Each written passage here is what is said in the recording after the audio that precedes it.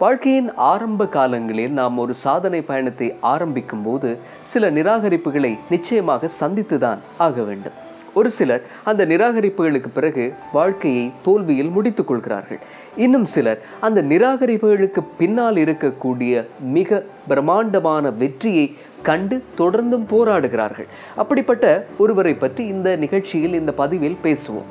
2009ஆம் ஆண்டு அவர் சில நிறுவனங்களில் வேலை வாய்ப்பு தேடி செல்கிறார். அதற்கு முதல் யாஹூ, ஆப்பிள் போன்ற நிறுவனங்களில் பல வருடங்களாக அவர் பணியாற்றி அனுபவமிக்க ஒருவராக இருந்தார். ஒரு சாஃப்ட்வேர் இன்ஜினியர்.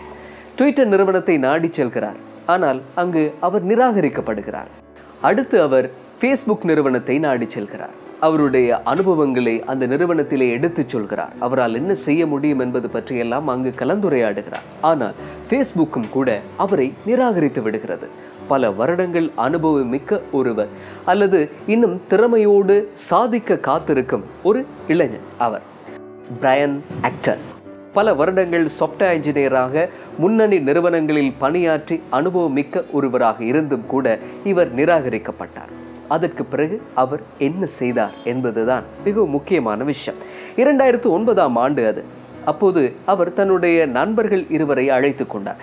அலும் மற்றும் ஜேன் கோம் என்கிற தன்னுடைய 2 நண்பர்களையும் அழைத்து கொண்டு ஒரு புதிய விஷயத்தை முயற்சித்து பார்க்கிறார். அந்த புதிய விஷயம்தான் ஒரு மெசேஜிங் அப்ளிகேஷன் ஒன்றை உருவாக்குவது. அந்த அப்ளிகேஷனுக்கு பெயர் வைத்தார்கள் வாட்ஸ்அப் என்று சொல்லி. 2009ஆம் ஆண்டு வாட்ஸ்அப் உருவானது. உலகம் முழுவதும் இப்போது 1 பில்லியனுக்கும் அதிகமான மக்கள் பாவித்து கொண்டிருக்கக்கூடிய வாட்ஸ்அப் மெசேஜிங் ஆப்பை உருவாக்கியவர்கள் இவர்கள்தான். இந்த சிந்தனை அவருக்கு வந்தது முதலில் எப்போது, எப்படி என்பதை நாம் சிந்திக்க வேண்டும். பிரையன் ஆக்டன் இந்த சிந்தனையை எப்படி பெற்றுக்கொண்டார்? அவருக்கு முதலாக கிடைத்த நிராகரிப்புகளின் மூலமாகத்தான் அவருக்குள்ளே இந்த சிந்தனை வந்தது. தான் முன்வந்து தனக்குள்ளே இருக்கக்கூடிய சிந்தனைகளை, திறமைகளை பயன்படுத்தி ஒரு புதிய விஷயத்தை அறிமுகப்படுத்த வேண்டும், அதனை மக்களிடத்தில் கொண்டு போய் சேர்க்க வேண்டும் என்று சொல்லி அவர் ஆசைப்பட்டார். அதனுடைய விளைவாக வாட்ஸ்அப் உருவானது. வாட்ஸ்அப் உருவானதனுடைய பின்னணியில் பல நிராகரிப்புகள் இருக்கிறது என்பதை நாம் உணர்ந்து கொள்ள வேண்டும்.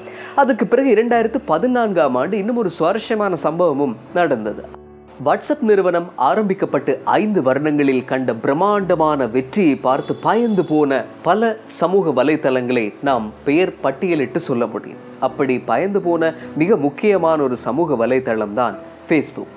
ஃபேஸ்புக் நிறுவனம் ஒரு முடிவு செய்தது, வாட்ஸ்அப்பை எப்படியாவது வாங்கிவிட வேண்டும் என்று சொல்லி.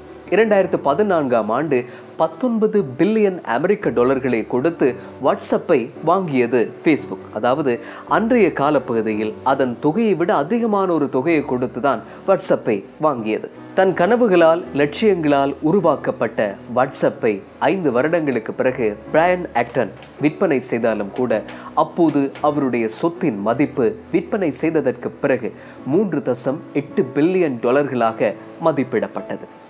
ஆகவே முக்கியமாக நம் வாழ்க்கையில் ஆரம்ப காலங்களில் நமது சாதனை பயணத்தின் போது சந்திக்கக்கூடிய நிராகரிப்புகள் நிறைய வேதனையையும் வருத்தங்களையும் நமக்குள்ளே தந்தாலும் கூட நிச்சயமாக அந்த நிராகரிப்புகளுக்கு பின்னால் ஒளிந்திருக்கக்கூடிய பிரம்மாண்டமான வெற்றியை நாம் எண்ணி பார்க்க வேண்டும். அந்த சந்தர்ப்பங்களில்தான் நமக்குள்ளே பலவிதமான புதுவிதமான சிந்தனைகளும் பல புதிய முயற்சிகளுக்கான ஒரு உந்துதலும் கிடைக்கிறது. ஆகவே இந்த நிராகரிப்புகளை கண்டு வாழ்க்கையை தோல்வியோடு முடித்துக் கொள்ளாமல் இன்னும் போராடி வாழ்க்கையில் வெற்றி பெறுகிறவர்கள் சாதனையாளர்களாகிறார்கள்.